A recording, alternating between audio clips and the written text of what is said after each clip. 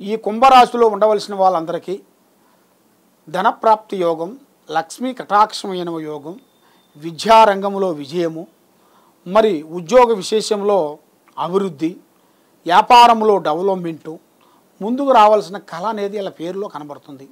కాబట్టి గత సంవత్సరంలో మీరు పడ్డ బాధలన్నీ తీరిపోయే రోజులు దగ్గరికి వచ్చేసినాయి. మీకు ఈ నెలతో కొన్ని దరిద్ర గ్రహాలు, శూన్యగాలు, దరిద్ర ఏడుపులు అవి మీకు కొంచెం పక్కకు వచ్చేసినాయి.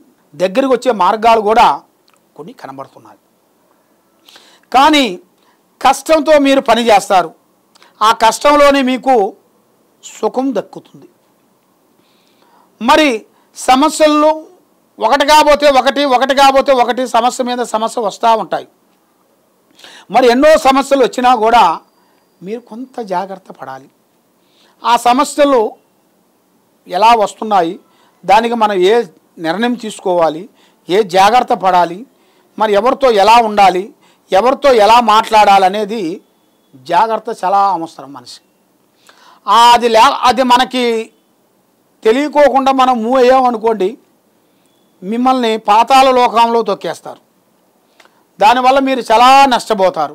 దానివల్ల మీ మైండ్ ఖరాబ్ అవుతుంది, ఆరోగ్యం దెబ్బ కొడుతుంది, మనశ్శాంతి కోల్పోతారు. కాబట్టి అధిక ఖర్చులు ఎక్కువగా పెట్టొద్దండి.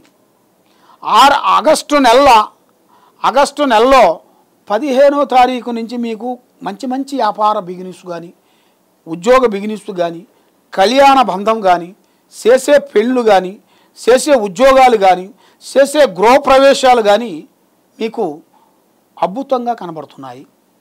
మరి మీ జాతక యోగంలో చూసుకుంటే శత్రువులపై విజయాన్ని సాధించే యోగం ఉంది. మీకు శత్రువులతో మంచి విజయము, మరి వాహన యోగం అనేది మీకు ఈ నెలలో కనబడుతుంది.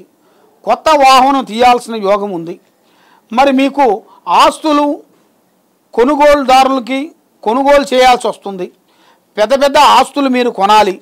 పెద్దగా డెవలప్మెంట్ చేయాల్సిన యోగం కూడా మీ జాతక యోగంలో చాలా వరకు కనబడుతుంది. మరి మీ జాతక విధానాన్ని పెట్టి చూసుకుంటే పరిహారంలో అమ్మవారిని పూజాబలం చేయాలి. అమ్మవారిని మీరు పూజాబలం మీరు చేసినట్టుగైతే మీ మీద ఉండాల్సిన అష్టకష్ట దరిద్ర దోష నివారణ అనేది పోతుంది.